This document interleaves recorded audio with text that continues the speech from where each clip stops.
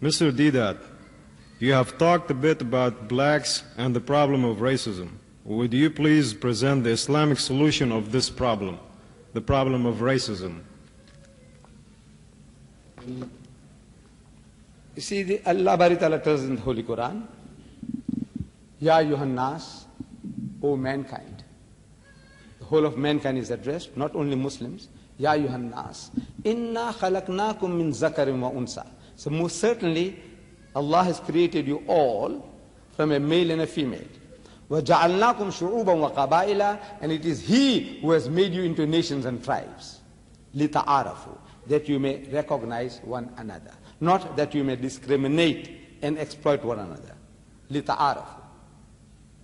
Inna akramakum indallahi atqakum. Says the most certainly, the noblest in the sight of God is he who is the best in conduct. This is the standard laid out by Allah Bari Ta'ala of judging. Not race, language, color or riches, but your behavior. And not only as a theory, see, Islam has certain practical ways of bringing this about. Everybody speaks about the fatherhood of God and the brotherhood of man. The Christian will tell you that, the Jew will tell you that, the Muslim tells you that there is but one Lord and we are all His creation, we His creatures, yes. Fatherhood of God and the brotherhood of man. But how do you implement that brotherhood? No system. Islam has a system. 5 times a day it brings people together. Rubbing shoulders. The black and the white, the rich and the poor, the African and the Indian, the Arab and the Malay, everybody rubbing shoulders, using the same taps, using the same towels, standing shoulder to shoulder, no gaps left between one individual and another in our form of prayer, salat, so that the devil might not get in between you and your brother. That devil is not the one we see in the art galleries, you know, with horns, sharp ears, tail with a barbed hook, ruddy complexion. No, it's not that devil. When our Nabi Kareem sallallahu alaihi wasallam, he said that we must not leave gaps between one devotee and another, so that the devil might get in between you and your brother. The devil he was talking about was your race. I'm white, he's black. I'm rich, he's poor. That devil must not be allowed to get in between you and him. Because if you did, you see, if I stand at a distance, this guy is a Negro, I'm an Indian, I'm an Arab, he's an Ajam. No, there's no opportunity. So stand shoulder to shoulder, no gaps left. In other words, a practical system. Then, if one can afford once in a lifetime, go on a pilgrimage. On a bigger scale in your social environment, Fridays, the masjid, the cathedral mosque, the Jummah masjid.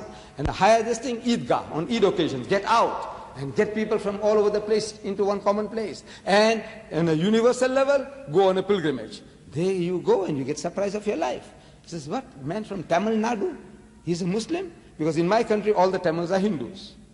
Hey, he's Tamil and he's a Muslim. This man here, pitch black, like coal from Ethiopia, Muslim, my brother. And this guy here with blonde hair and blue eyes, like a German or a Norwegian, Muslim from Turkey.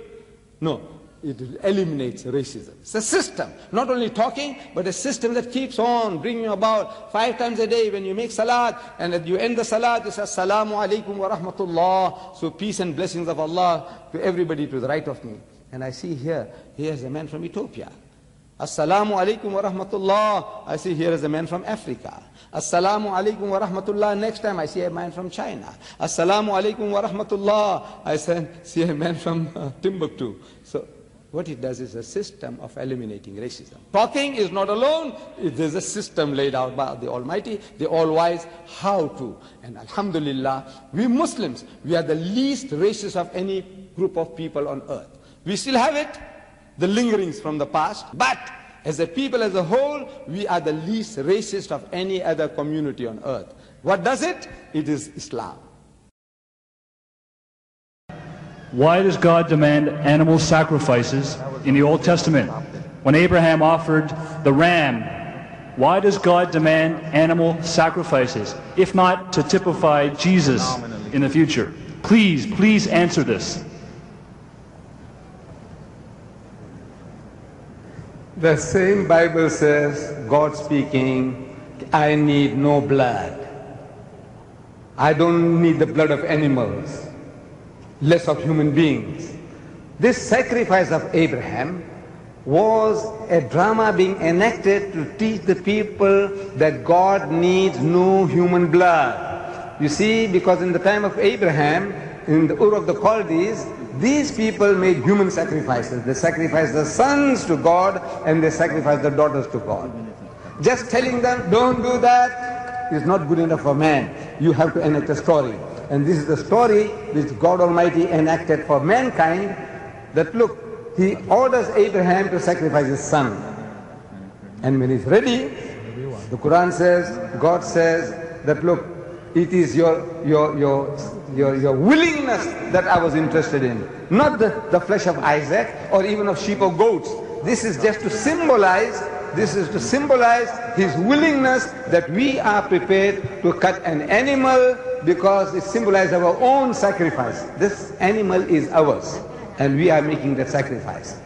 And Jesus Christ, He gave a beautiful parable of the prodigal son, that a father had two sons. And one of these sons is telling the father, he said, look daddy, give me whatever belongs to me, my inheritance, and I want to go out into the world and be independent. So the father pleases, gives to the son whatever he was entitled to. And this guy goes to a foreign land, he joins bad company, drunkards, adulterers, gamblers and all, and he goes into the mire, into the gutter, most despicable sort of life. In that position, he realizes that if he had been with his father, he would have been better off. So he makes a return home, says Jesus. This is what Jesus says.